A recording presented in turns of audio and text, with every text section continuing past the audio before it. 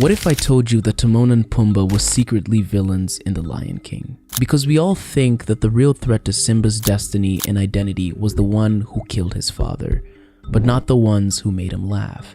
After rewatching the film, I found out that Hakuna Matata might have stolen Simba's identity, which almost ruined his life for good and jeopardized the entire Pride Lands in the wildest way possible. So in this video, we'll find out how Timon and Pumbaa nearly destroyed Simba's life forever, and is it possible that whatever happened to Simba could be threatening your own identity? So let's start from the beginning.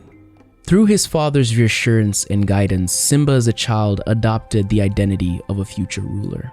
His father reminded him that he held a responsibility, a birthright that he had to prepare for. Simba, the sun will set on my time here and will rise with you as the new king. This is a very important part. You see, according to certain studies, children acquire their identity from their primary caregivers, which in some cases is their parents. So depending on how the child is treated by its parents, he or she builds a sense of safety and worth. When a child hears "you're brave, you're loved," or "you belong," these words become part of their inner script. And hence, as they grow up, it helps them have a positive perception of self. Remember, a child is a blank canvas at birth, so there are no bad children, only bad parents. Simba had Mufasa, who reminded him he came from royalty, strength, wisdom, and bravery. Something he wanted to prove even as a cub by going to the elephant graveyard, where he almost lost his life if it wasn't for his father saving him at the last minute. However, through that incident, we get to see a crack in Simba's identity, and that is his naivety. Although common in young children, it's the one thing his uncle used to plot his death, and it was something Timon and Pumbaa took advantage of, as you'll see later. Let's fast forward to the scene after Simba lost his father.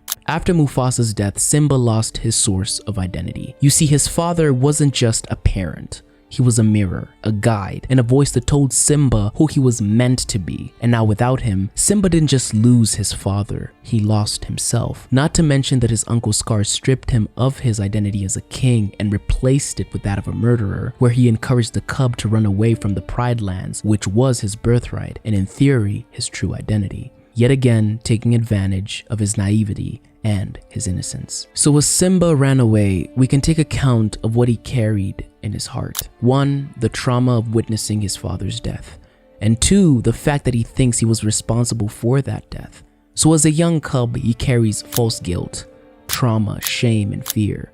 So when Timon and Pumbaa found Simba, they didn't find an eager, confident young prince ready to claim his throne. No. Instead, they found a vulnerable, traumatized, and scared child who had just run away from home as he struggled with his identity. So that means he was vulnerable and impressionable. Then in comes this scene. You gotta put your past behind you.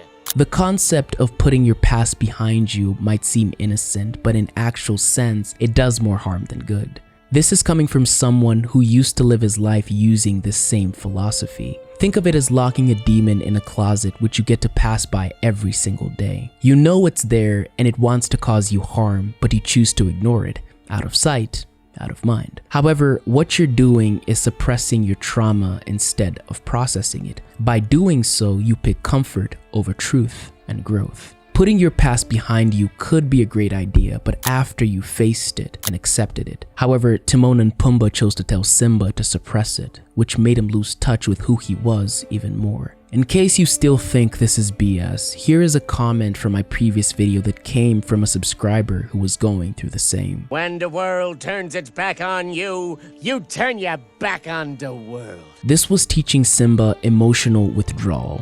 The idea that if the world doesn't care, then he shouldn't care either. But in the beginning, Mufasa taught him that as the future king, it was his responsibility to care, which Simba knew because he responded by saying, "Well, that's not what I was taught."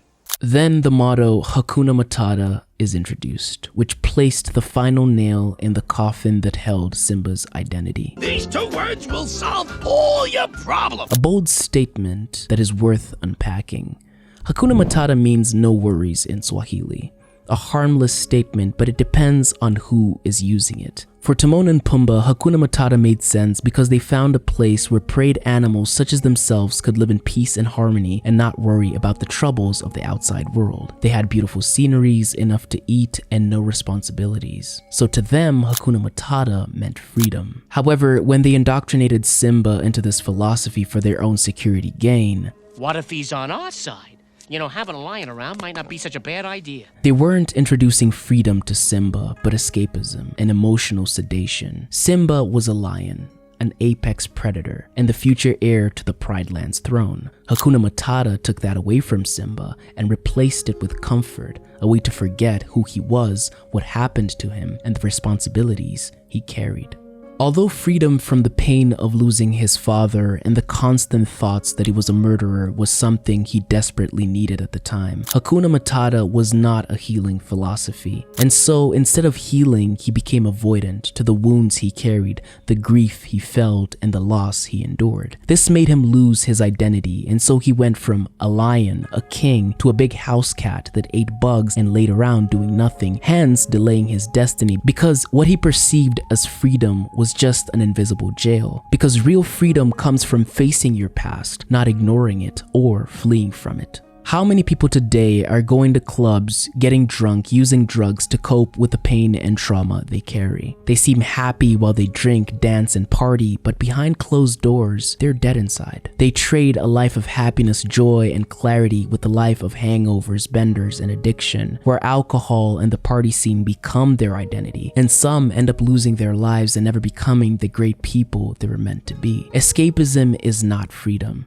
It's an invisible jail that some will die in. Even in this emotionally sedated state, Simba lacked peace as the king inside him cried out. And when Nala challenged this new philosophy he carried by reminding him his responsibilities, it was evident that you can run from everything else but yourself. Through Rafiki, Simba was able to reconnect with his father, who told him, Look inside yourself, Simba.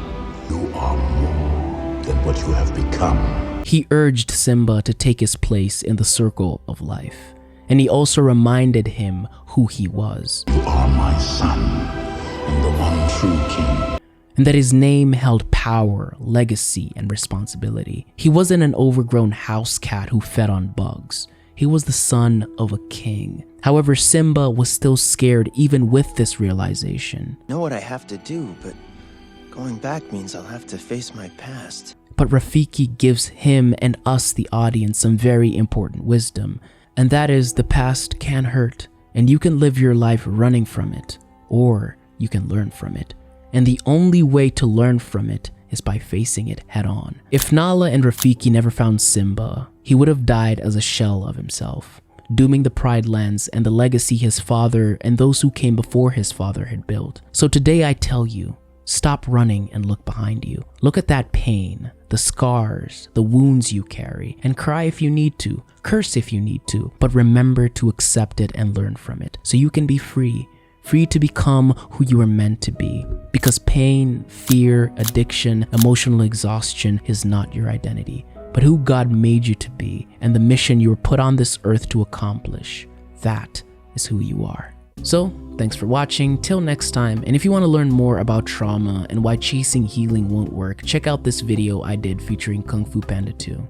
And no matter how hard it gets, always remember who you truly are, not what the world tries to tell you to be. Peace.